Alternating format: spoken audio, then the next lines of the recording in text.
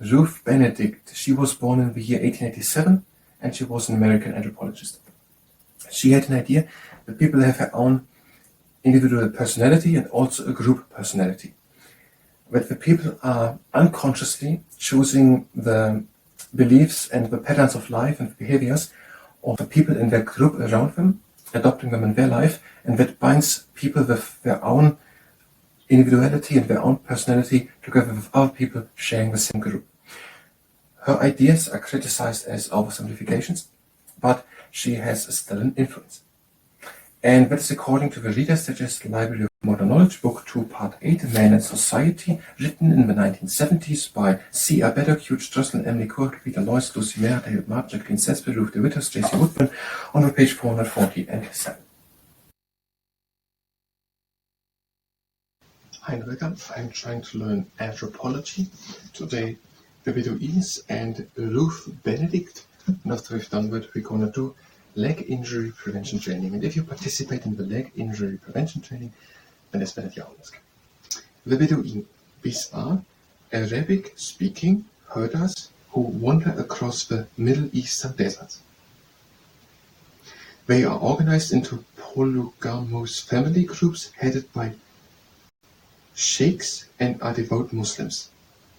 Okay, the Bedouin are people who are speaking the Arabic language.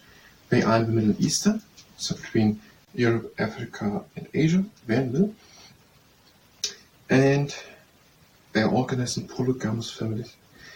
And they're headed by sheikhs, and they have the religion of Islam. By tradition, the elite of the Bedouin tribes are the camel herders of the Sahara, Syrian, and Arabian deserts. The Bedouin maintain a fiercely independent existence, roaming in the rainy summer seasons across the inhospitable deserts, are largely unmolested by the nations whose land they traverse. The book is from the 1970s. Okay, they are living independent. Many of them are living independent from the nations which are where they are living.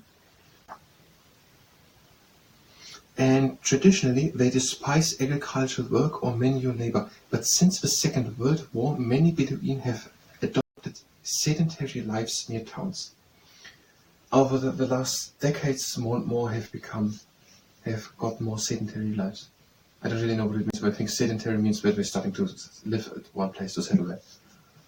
Sedentary. Okay, the Bedouin, they are speaking Arabic. Most of them have the religion of Islam. Many of them are living independent of the nations in which they are living in the Middle East, Saharan, Syrian, or Arabian deserts. Some of them have camels, and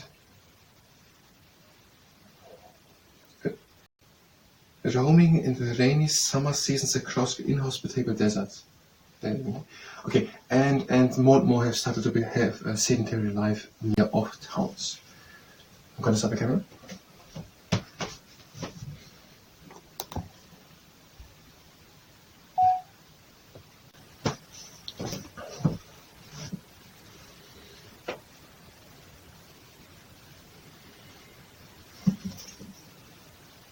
The Bedouins, they live in the Middle East, in Arabia, and they are speaking the language of Arabic, most of them, and they are also having most of them the religion of Islam, and they are sometimes having camels, herding them, and they are roaming from place to place, they are traveling. They are living mostly independent of the nations in which they are, in Syria, the Saharan, and the Arabian countries. And in the last decades, more and more have started to have at least a second sedentary life near of towns. That is according to the Reader's Digest Library of Modern Knowledge, Book 2, Part 8, Man and Society, written in the 1970s by C.R. Bedouin, Jocelyn, Emily Court, Peter Loyce, Lucy Mayer, David Martin, Jacqueline Sesper, Ruth de Witters, J.C. Woodburn, on the pages 446 and 447. One second.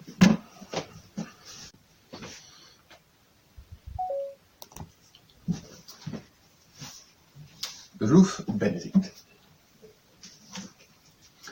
1887 until 1948, an American anthropologist anthropologist who studied the relationship between culture and individual personality. She saw culture as a sort of group personality, an unconsciously chosen pattern of beliefs and behavior that bound individuals together. Ruth Benedict's theories have been criticized as oversimplifications, but they still influence thinking in modern anthropology. Okay, Ruth Benedict, born 1887, from America, an anthropologist, and she studied the relationship between the culture and the individual personality. So an individual person's personality and the culture in which that individual person is living. And she saw culture as a sort of group personality, an unconsciously chosen pattern of beliefs and behavior that bound individuals together. So saying that people are getting that they are unconsciously choosing beliefs and ideologies and also behavior, and that binds them to other people who are from the same group, even though they are individuals. Her theories are criticized as being oversimplifications. That means that is too simple, it is more complicated, basically, as with me. But she is influential in modern anthropology, late 1970s as well. Okay, 1887, Ruth Benedict. Sort of group personality. The culture is a sort of group personality. The people are choosing beliefs and behavior, choosing unconsciously, and that binds them together. Criticize also again. Okay, I'm going to start the camera again.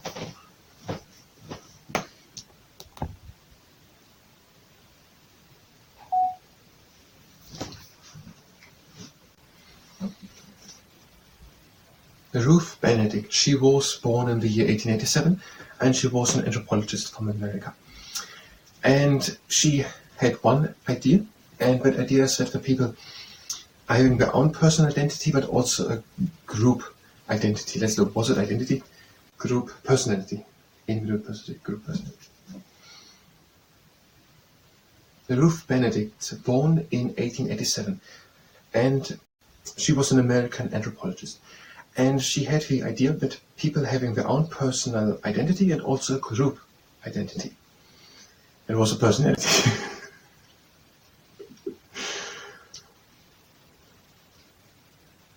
Ruth Benedict, she was born in the year 1887, and she was an American anthropologist. She had an idea that people have their own individual personality and also a group personality. That the people are unconsciously choosing the beliefs and the patterns of life and behaviors of the people in their group around them, adopting them in their life, and that binds people with their own individuality and their own personality together with other people sharing the same group. Her ideas are criticized as oversimplifications, but she has still an influence. And that is according to the Reader's Digest Library of Modern Knowledge, Book 2, Part 8, Man and Society, written in the 1970s by C. R. Beddock, Hugh Jocelyn, Emily Court, Peter Loyce, Lucy Mera, David Mark, Jacqueline Setsby, Ruth DeWitters, J.C. Woodburn, on the page 447.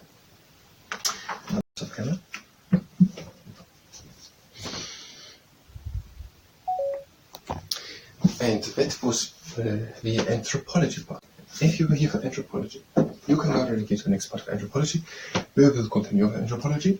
If you stay here and participate in the leg injury prevention training, then it's better your own risk.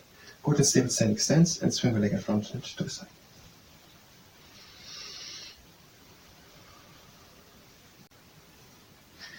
Upper foot in front and to the side. The goalkeeper preparing for the goal kick exercise. And the next one, the foot in front and back. I think it's the busy but nonchalant goalkeeper. Other foot in front and back.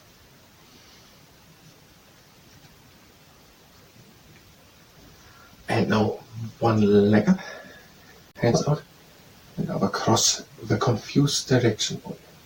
Cross again. Middle and down. Other leg up. Cross.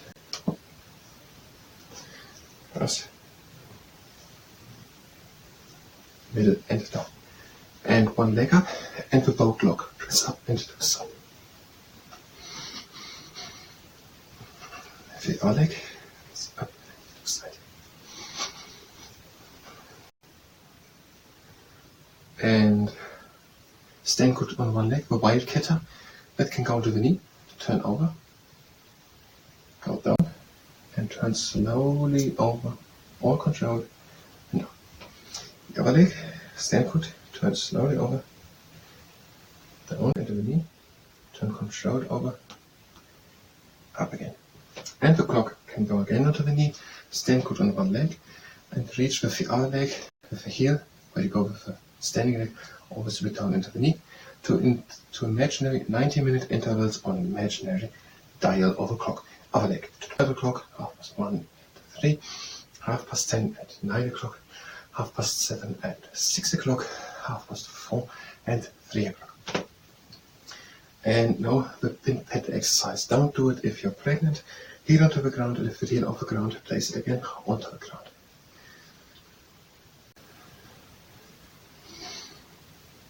Other leg.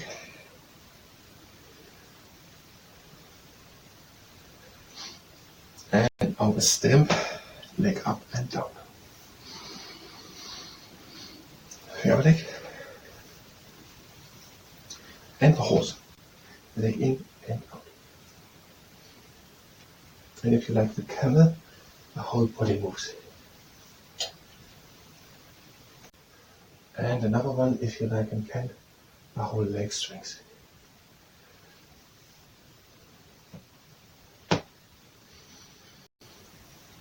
And the last one. And the other leg. First the horse, in and out. And the camel, the whole body. And the other one.